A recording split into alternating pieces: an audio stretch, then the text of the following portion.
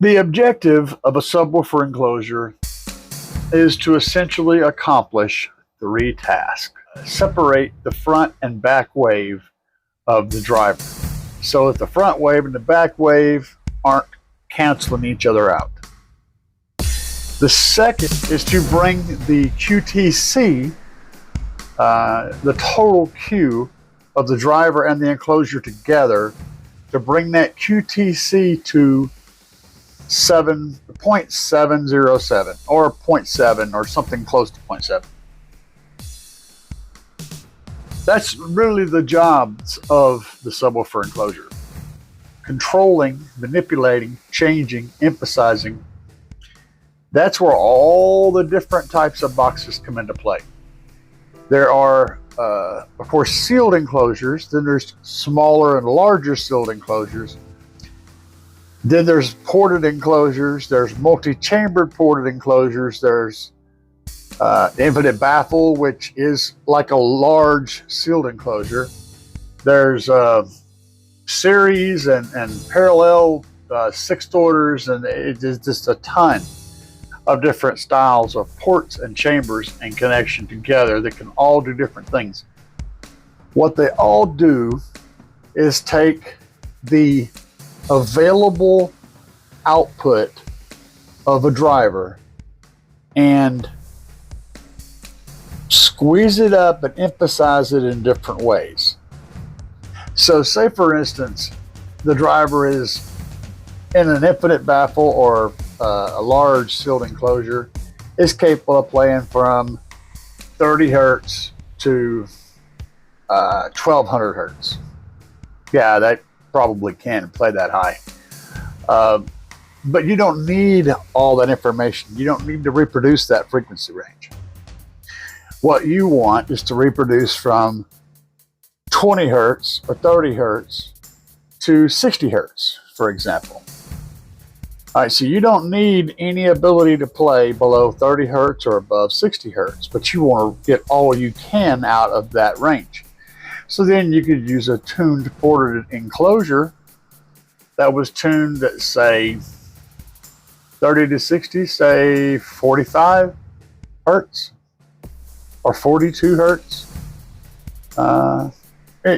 somewhere in that range, and it would play down to the low 30s up to, the mid 50s and high 50s, and it would give a whole lot there. It wouldn't give anything below or above that, but it would give a whole lot in that area. And in that area, you'd be utilizing the entire amount of power and flexibility that subwoofer has to play the range that you want it to play. And then let's say you wanted to be able to play from 20 hertz up to 80 hertz. That's a lot bigger of a jump. In that case, you could use something like a sixth order bandpass. And that's where you have two ports. One is tuned at one frequency and one is tuned at another frequency. And then you wind up with a bump around 20 to 30 and then another bump around 40 to 60. And if you get it just right, you can bring those two together so that you end up with a little bit of a dip, but mostly one big hump. What you don't want is to call a camelback, where you go up and down and then sweep in the middle and up and down again. You want to bring those together with everything just right so that you wind up with kind of a go up on the shelf and kind of a go across and then back down again. That's where the tuning comes in, getting it just right. Now, if you're looking at a sixth order, a series sixth order is literally a chamber with a port that plays into another chamber that is also a port. So if you think about it like this, you build a subwoofer box with a port tuned at 20 hertz, right?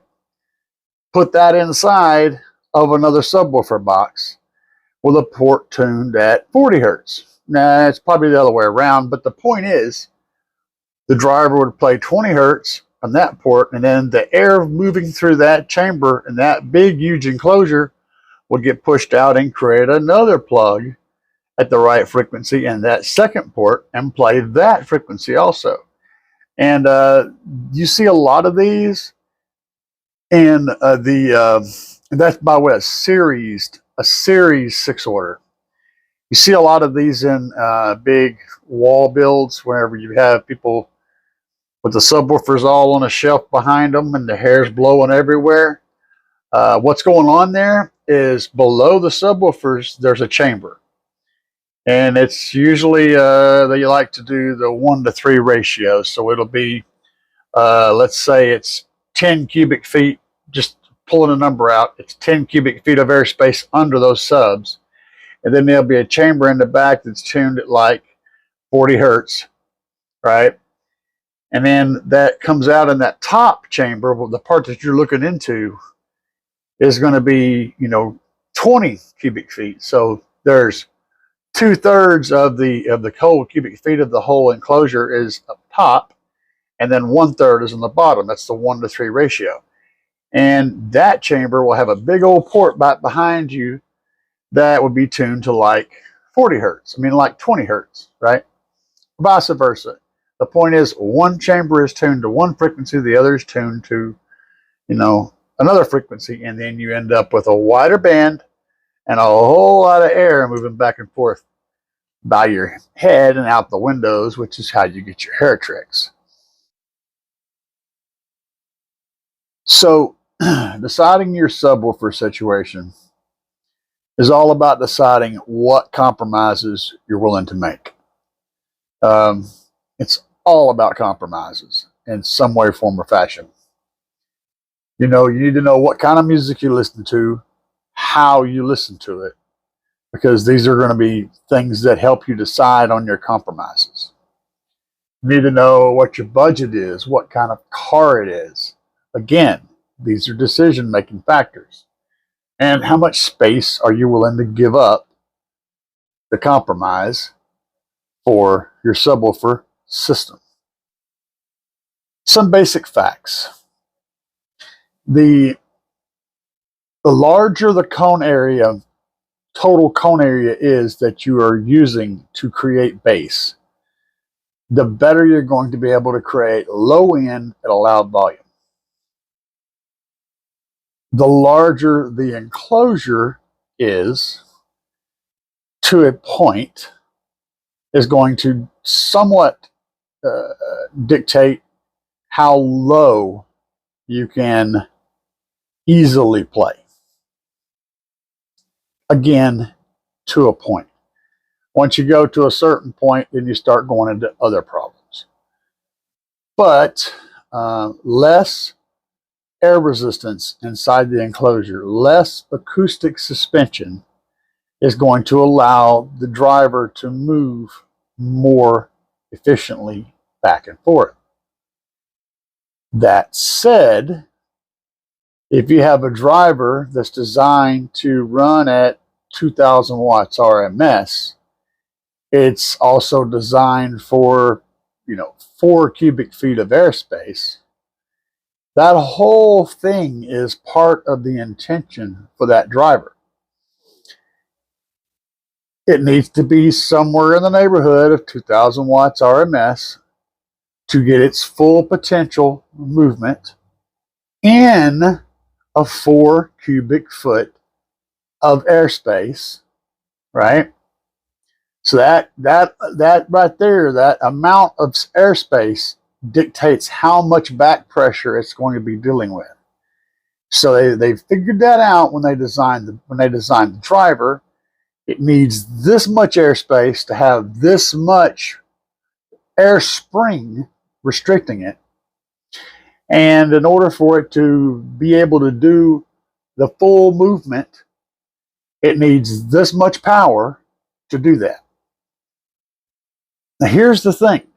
You could also design a driver that takes 100 watts instead of 2,000 watts. It takes 100 watts, and it needs 6 cubic feet of airspace because that's going to create less pressure, right?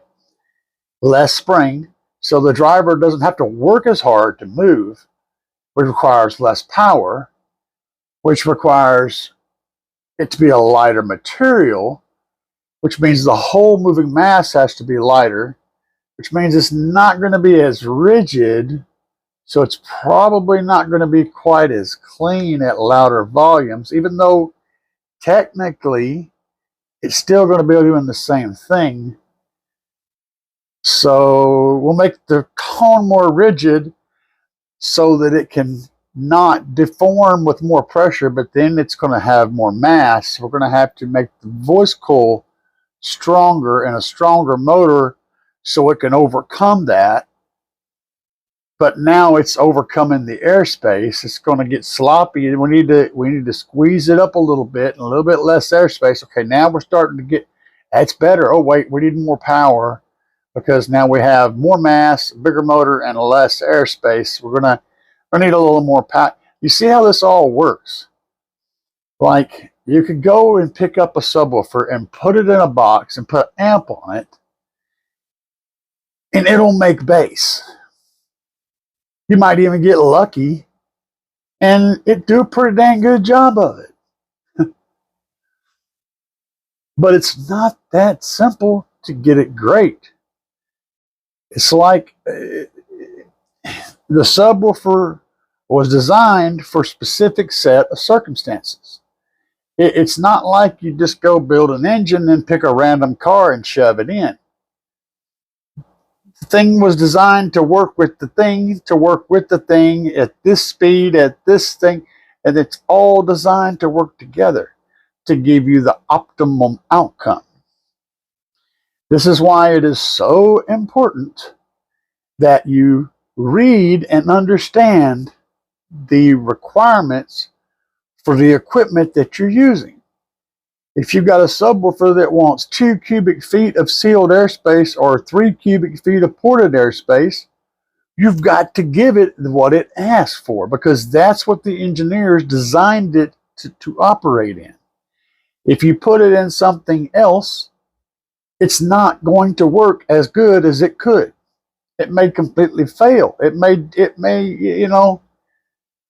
So building a box, sure, you can cut a hole in a box and put a sub in it and it'll play bass.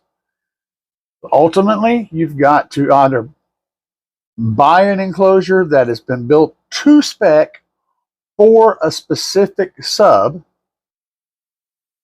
or you have to buy a subwoofer enclosure combo that were built to work together, or you've got to learn how to build an enclosure to the specs that the manufacturer gives you so that you're putting the right driver in the right enclosure. This subject is so freaking complicated. It's not as simple as saying you should just buy this or you should just buy that. It's just not that simple. I can tell you, if you want big, boomy, deep bass, and that's really it, you know, a big ported enclosure is going to probably give you what you're looking for. If you want nice, tight, responsive, clean bass, a sealed enclosure is going to do that better. That being said, you can get loud and boomy with a sealed enclosure, and you can get clean and tight with a ported enclosure. They're just not going to be the easiest to do the opposite thing. You know, a sealed enclosure will typically, on the same driver, if a driver is designed to work in this sealed enclosure or this ported enclosure, it's typically going to handle power a little better in the sealed enclosure. For one, because it's not going to be seen as hard of a mechanical excursion, so it's not as likely to tear itself apart. Or the ported enclosure might give you enough movement to where the voice coil is cooling better. And having the air that can move in and out of there get to it better. Maybe that's going to bring the temperatures down and make it run. It's compromise back and forth and back and forth. You know, it's just not simple to just say, hey, just buy this kind of sub box and Bob's your uncle. I hate to say that, I want to be able to say that. I mean, I could just ramble off some crap, but it's not true. Um, Ideally, if you're building a system for volume and you want it loud, you want to pick a sub and enclosure that utilizes as much of the space as you have that you're willing to give up. Because space is really one of the key ingredients in loud sub. Bigger box, bigger drivers, bigger boom. What you don't want to do is put a huge driver in an undersized box, because then you're just wasting your money. And buying those prefab boxes off of Amazon, almost guaranteed to be a waste of money. I'm sorry, that's the truth. They're all going to suck. And it's just a matter of which one sucks worse than the others. Sure, they make bass. You might even get lucky and get the specs kind of close to what your subwoofer wants, and it might do a decent job of it. But it's just usually not going to get you the best results. If you guys go over to GP Car Audio, they have what they call the true spec line. And in that line, they design the boxes that are sold in that line to work with specific drivers. The box will be listed as a 212 box for a Sundown VR, blah, blah, blah, blah, blah. I don't know the nomenclature, but it'll be listed to work with a very specific driver. And that's because they designed and built that box exactly to the specs of that driver.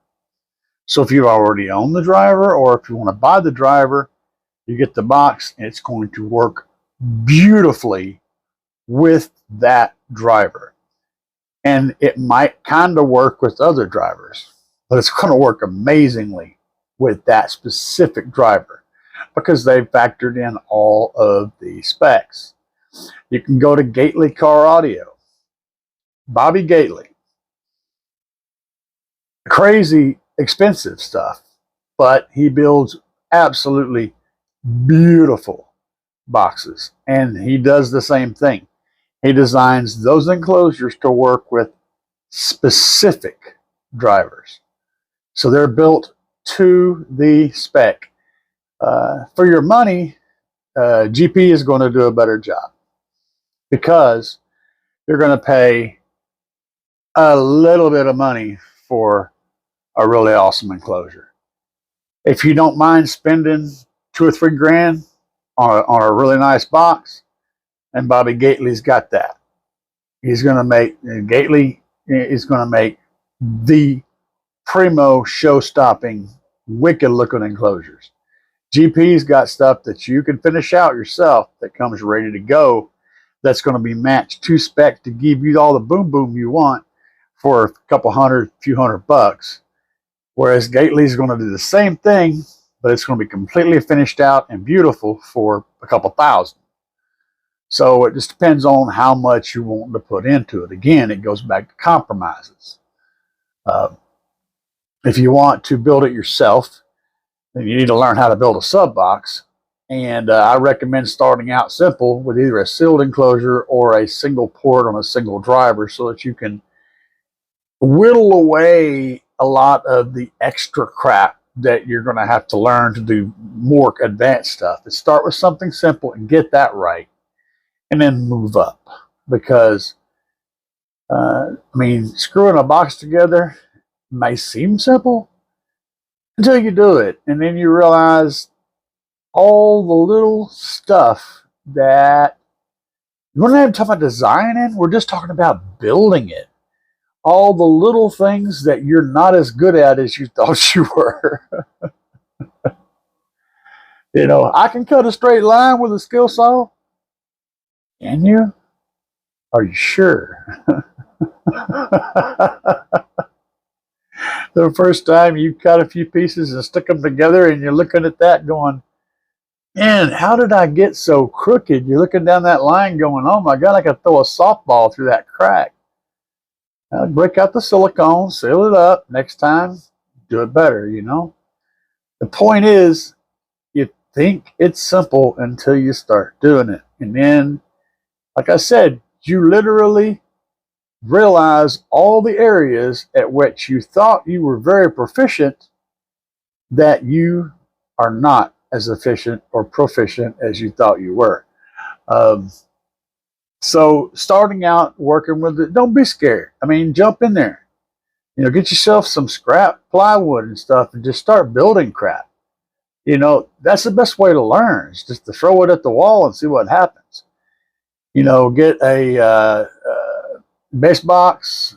There's one that's called a Base Box Pro and Box Builder, and there's a few different programs out there that'll give you basic rudimentary plans for an enclosure, and you'll have to put in all the specs from your driver that you're wanting to put in it, and you'll learn about those specs and what they do slowly, little at a time, and you'll learn how to manipulate different things to make things work and how to design a box, and then you'll learn how to build the box.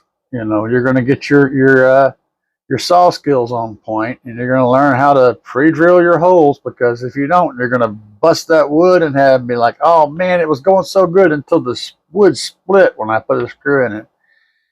And then you're like, yeah, okay, maybe I should have, yeah, you probably should have. And guys, I'm not picking on you. I mean, I really ain't. I'm just passing on my own mistakes. I mean, I've made all the same stupid moves, and I probably make plenty of them in the future. And so, yeah, you can learn, and you'll get good at it. But if you're limited on time, space, or budget, consider, you know, sacrificing one of the other of those types of things and getting some help. You got a buddy that knows a little bit more about it than you do, jump in there with him, you know. And if you got somebody that if you just have no time and you got a little more money, man, you know, pay someone to build it for you. You know, ultimately, going these routes, you're going to end up with a better product quicker, but learning to do it yourself and taking the time to learn how to use the software to design the box and to learn how to actually implement those designs into wood, that's a whole other skill set and a whole other journey. And that's where MDF comes in. It is very dense. It doesn't like to vibrate. That's why they don't build guitar bodies out of MDF, because it doesn't resonate for crap. But it doesn't like moisture. It tends to fall apart when it gets wet. So there's that. It also doesn't like being screwed into on the ends, because it just splits open. Again, pre-drilling your holes, that's a big deal. So there's like I said, there's the compromises. You know, plywood works good, but plywood typically doesn't have very good finishing on the ends. It uses 3 or 4 plies. It's not ideal. More expensive plywood, like your birch and your marine grade birch with like 10 plies, that stuff has really good solid infill and lots of plies, meaning it's nice and strong and stable and not very much vibration going on. But guess what? It's expensive. Again, compromises. What's important is what the end product is like. It needs to have the right characteristics to fit the driver, and it needs to be as tonally inert as possible. It needs to sound like you're hitting the ground with a hammer. Just nothing. Just dead. That's the best place to be. We all try to get there, but again, you have to make those compromises. Guys, I hope this helped you out. I know this has been long-winded and just off the cuff. And it's because there's no real set way to put this to you. It varies from millions of different variables involved. And, you know, just build a box. Play with it. See what it sounds like. try again.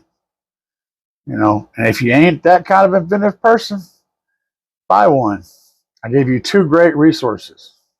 Less expensive, still awesome, amazing boxes, GP Car Audio. Way more expensive, awesome, amazing boxes, Gately. There you go. You go to either one of those two, you're going to get a box built exactly for the subwoofer you're running, and it's going to be perfect. Anyway, guys, if you liked it, be sure to hit the subscribe button. For now, peace.